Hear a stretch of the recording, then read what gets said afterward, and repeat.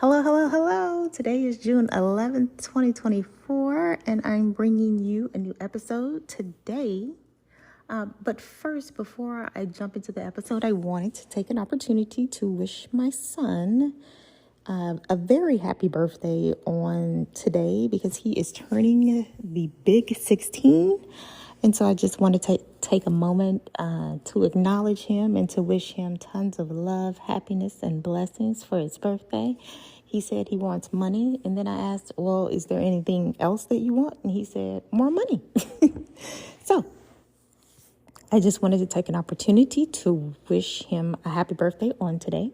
And then we're going to get into the episode. Today, we're going to be covering why aren't you making six figures? And so in this episode, we're going to be talking about money mindset,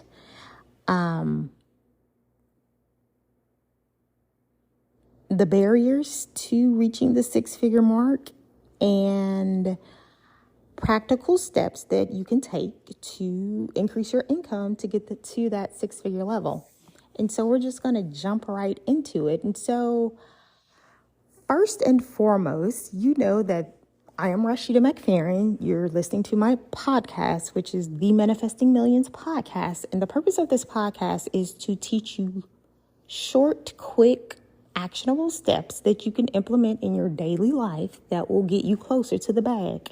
And when I say the bag, you determine what the bag is for you. If you want six-figure income, if you want a seven-figure portfolio, if you want an eight-figure portfolio, which is multi-millions of dollars, you determine what it is that you want out of life. And so we start with the concept of making six figures. We all don't start out making six figures. I think it took me until 28, 29, 30 for me to hit the six-figure range. Again, my background is in finance and real estate. And so I got there a little earlier than most people. But to me, when I was considering the fact that a lot of my peers got there way before me. We graduated school in 2003. I was all of 21, 22, and then I went to grad school for 2 years. And then, so that's another 2 years that, you don't count income because you're not really making any money. And that's when I started to pursue my real estate license because I wanted to get into real estate. And, as they say, and the rest, they say, is history once you set yourself on a path to what you want to do.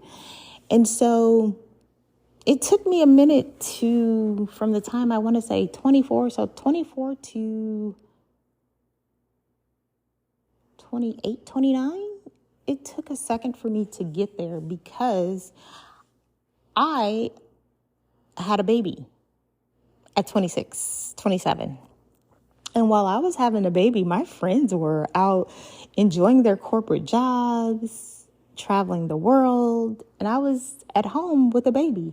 Another factor in that was I also became a single mother in my journey very early on that I did not anticipate becoming, which had an impact as well. And so I had to figure out to do the most with the least amount of time and be effective in my corporate career because I didn't have a lot of the time that other people had because they were single and in their 20s and didn't have any responsibilities other than going to work and partying, right?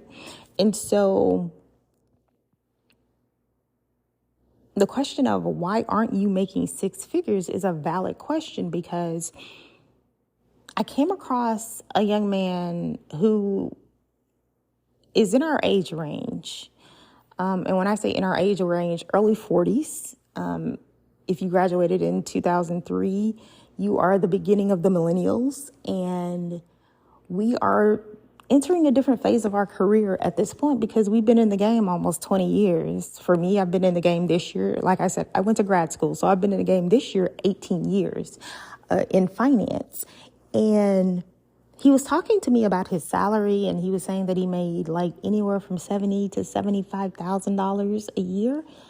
And it baffled me because I couldn't comprehend how someone who had been working 20 years in the game in a highly noted field wasn't making over six figures in their income. And so it caused me to pause and take a step back and to have the conversation of what was going on necessarily within his career. And this particular gentleman was an African American, background in tech. And so that was another huge red flag for me, because you have a background in tech. Why aren't you making six figures? Like, most tech people come out making six figures in undergrad. And even if they weren't making six figures in undergrad when we graduated back in 2003, eventually over the 10-year time frame, you work your way up to six figures depending on the circumstances, the situation where you're located and things like that.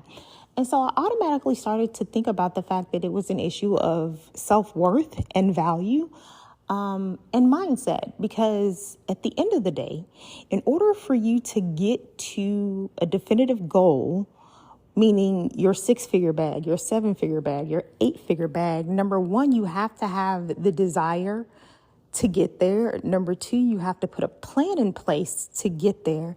And number three, once you're checking off each goal, you have to know what to do with the money, the income, and the abundance that's coming into your life, that you're attracting into your life as a result of the goals that you have, in order to set forth that plan in continuous motion.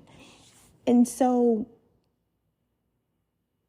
it's not just him, though. I am a part of several Facebook groups where they're professional women, and we have a lot of people in their 20s coming in and asking the more established millennials, well, how did you get to the bag? And it's a question that pops off literally probably once every 2 weeks. We have some new member that comes in and they're asking how to get to the bag and what people did for their careers. And I think at the end of the day, what you decide and choose to do with your life and your profession is up to you. And I think you have to figure out how to make that work for you. For me, I ended up in finance, but I also come from a family that was very business oriented. I grew up on a farm. My grandfather and my grandmother both ran businesses my whole life. My mother was a teacher, traditional school system setting, but my grandparents and my great-grandparents, they were businessmen. If I'm talking about my grandmother's father, who left her tons of land at the point of my grandmother's death in 2010, right? I was 29, right before I turned 30. She was worth $2.7 million in real estate alone, and she barely even knew it. And the reason that I knew it was because I knew I was building my career in real estate, and I knew how to go and pull land value based on the numbers that had changed so significantly over the years. And technically, my grandmother really didn't have to work for that. She inherited her wealth, right? And so when I talk about the mindset and the mentality of someone who's just trying to get to a six-figure mindset, it's a couple of things. It's your background, where you come from. And then in regards to your background, whether it was good or bad, or whether you had examples of people around you who were seven-figure earners, who were six-figure earners. For me, I come from a family where all of my grandmother's children, I think with the exception of one, were college educated. A lot of them made six-figure salaries, with the exception of my mom, because my mom was an art teacher who became a single mother. And technically I was raised by my grandmother, my grandfather, and my grandmother, because she divorced my dad as soon as I got to school because he wouldn't work, child. That's a whole nother story for another day. But I grew up around my grandmother and in her shadow 24/7 because my mother was at work and she was working. And so the imprint that gets passed down to me while I was exposed to what it was like to be poor because a teacher in the 80s, my mom probably made $16,000 to $20,000. I remember going to school and filling out financial aid for Tennessee State University, and my mother made $24,000 a year in 1998. She did not make a lot of money. And I knew then that, oh, your girl got to go get the bag, period.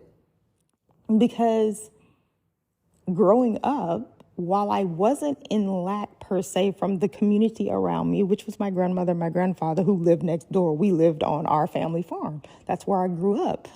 When I say our family farm has been in our generation, in our family for 5 generations post-slavery, 4 generations or 5 generations. And so we were one of the families that believed in creating wealth, thanks to my great-great-grandfather, Alex McFerrin, who left his kids land.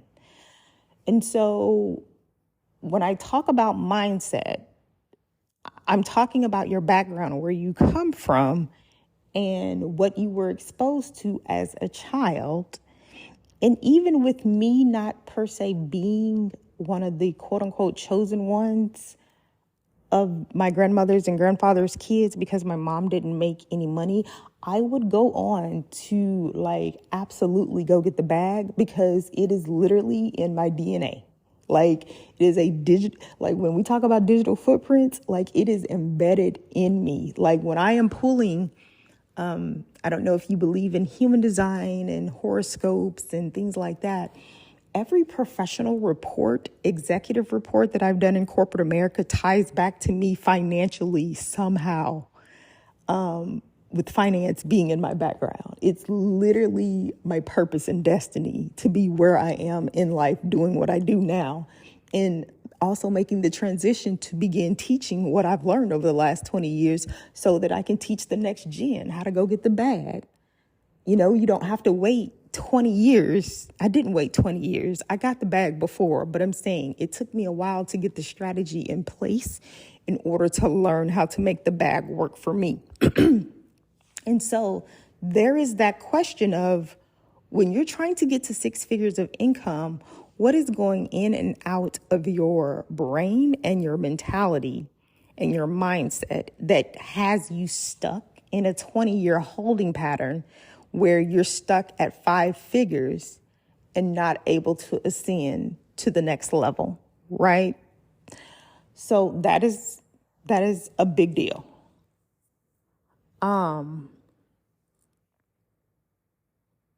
And so when I'm talking about mindset, what books are you reading? One of the first books I read when I graduated college was The Power of Positive Thinking by Norman Vincent Peale. I love that book still to this day. And it was written in the 50s, in the 40s or 50s. And I remember being at Borders, which was a bookstore back in the day. I used to love going to bookstores. Everything is online now, and Barnes and Nobles is still a thing, but they're probably on their way. It's a thing of the past. Physical books are becoming a thing of the past. It's unfortunate, but I still love books. And at the time, I was finishing up my senior year. I was getting ready to graduate. I had gone through a very difficult breakup, and I was in a place of feeling like I needed to rebuild my attitude, my mentality, and start fresh and new. And I was in the bookstore and I came across that book, and it was $5 or $6, and that's what I paid for it. And I read that book in a month's time.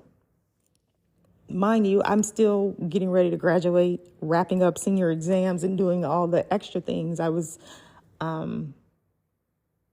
a university delegate during my last year, I'll say it like that. And so I had a lot of stuff going on in my life, but I took the time and read that book, and it started me down the path of reintroducing myself to who I am as a person, which has always been a positive person, positive mentality. I preach PMA all the time.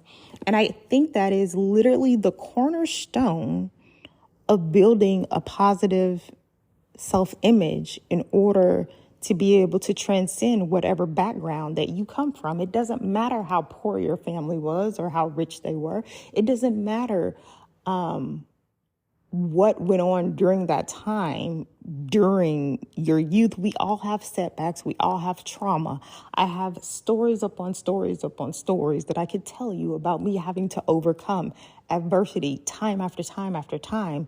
But at the end of the day, I decide what I'm going to do with my life and how my life will play out for me. And for me, there was never an option for me not having access to capital in order to be able to build my life, build my family, build my legacy, for them to come after me.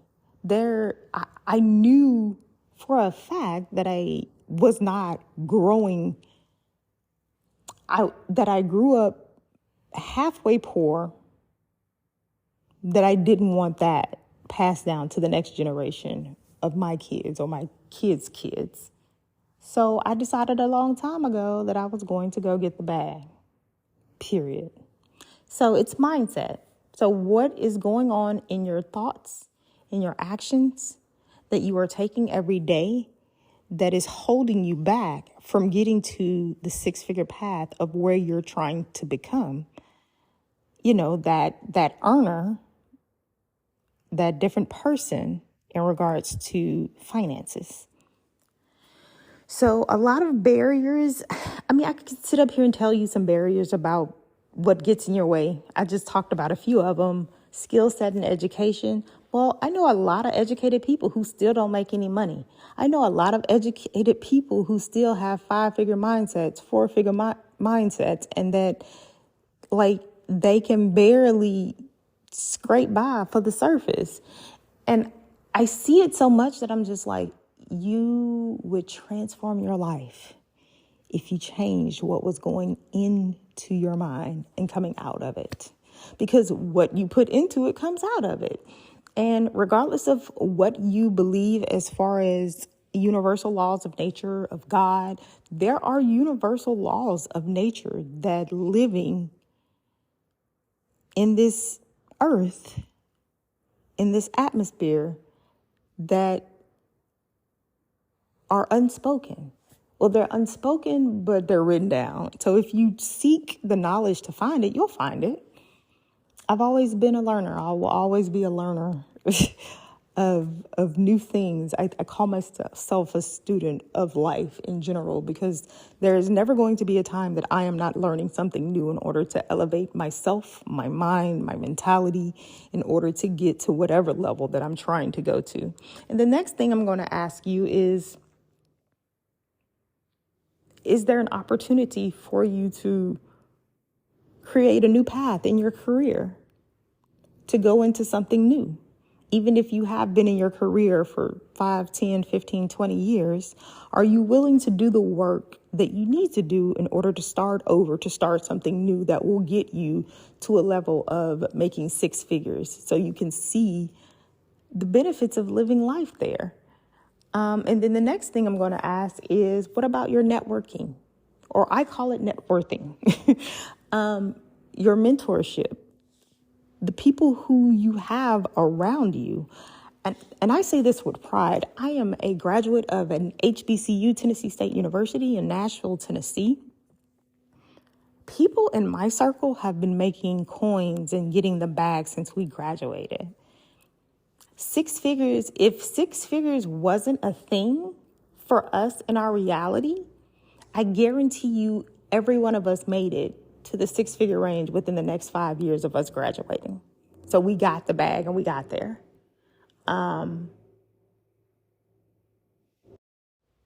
I'm going to ask again, who are you exposed to that have reached that six-figure mark or that seven-figure mark or that eight-figure mark that can teach you or mentor you from a level of experience that will help you chart your path to get to the goal that you're trying to accomplish?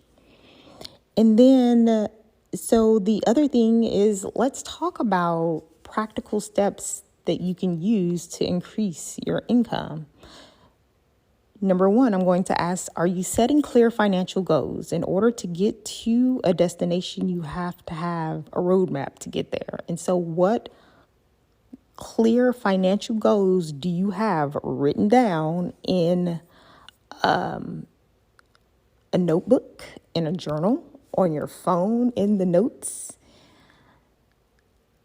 in order to keep you accountable to where you are trying to go? It is important for you to track your progress and your success so that every time you reach a milestone, whether it's a big milestone or a small milestone, you check it off on your list and celebrate yourself for getting to the next step in your journey. What skills are you adding to your life that could uplevel your life, that will allow you to break into that six-figure category? Are there investment skills that you can learn? Are there real estate skills that you can learn, which is, again, another investment skill? Are there additional things that you can do as part-time gigs to be able to assist you further along the path in order to get to the six-figure income range? Because I'm going to say this, getting to your first six figures is usually the hardest part. And once you've gotten there, the money flows frequently and easily. You will notice that you will be able to get into a flow of calling money into your life that will support and provide for you and provide you with the lifestyle that you want to live. I know a lot of us, so the next one will be negotiating your salary and your income when you're getting hired for jobs, and also asking for raises. And I don't necessarily focus on the asking for raises part as much. I am a big cheerleader behind getting your money up front when you go into the door. So especially if you're negotiating salary, bonuses, stock options, 401ks, I am a big proponent of negotiating your money up front so that when you walk into the door and commit to working for that company, that you are satisfied with the compensation package that you have negotiated on your behalf, and it's going to set you up to get to the next level in life. Am I saying that raises don't come? No, I'm not saying that. I think 2 years ago, I think we got a 7% raise across the board, but I don't count on me getting raises when I'm in a corporate setting. I get my money up front, and then I have side hustles on the side that will provide additional income for getting the bag. So whatever financial obstacles that are standing in your way, it's going to be important for you to identify those obstacles and eliminate them.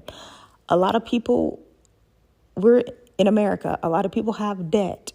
For me, I work in finance. Debt is not a bad thing. It is when you allow debt to use you instead of you using it that it becomes, an imbalance of powers. But if you know how to use structured debt to your advantage, it will build your income.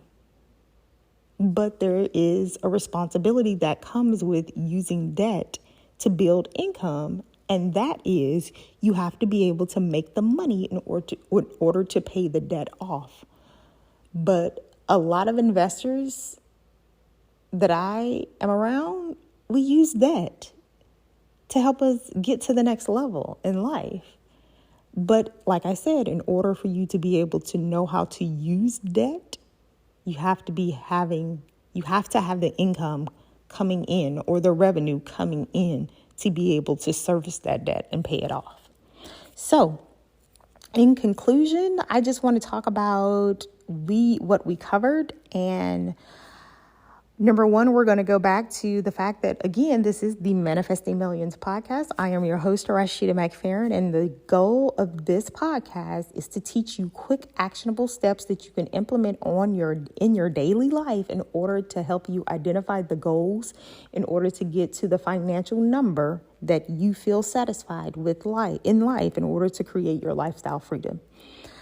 We spoke about number one, having a six-figure mindset in order to build six-figure income. We talked about number 2, the barriers to reaching 6-figure incomes and how to up-level your skills in order to up-level your money. We talked about setting clear financial goals. And then we also talked about having side hustles and negotiating and asking for what you want up front in order to get to the bag. And then that last thing was overcoming any financial obstacles that may be standing in your way. I hope that some of the information in this podcast has helped you. We're going to wrap up at this moment. I'm going to go and get ready to prepare for the day because I'm going to be with my son, helping him celebrate his birthday, his 16th birthday for today. So I hope you enjoy the rest of your day and have a very good day at work and with your family, and enjoy the summer. I will see you in the next episode. Bye for now.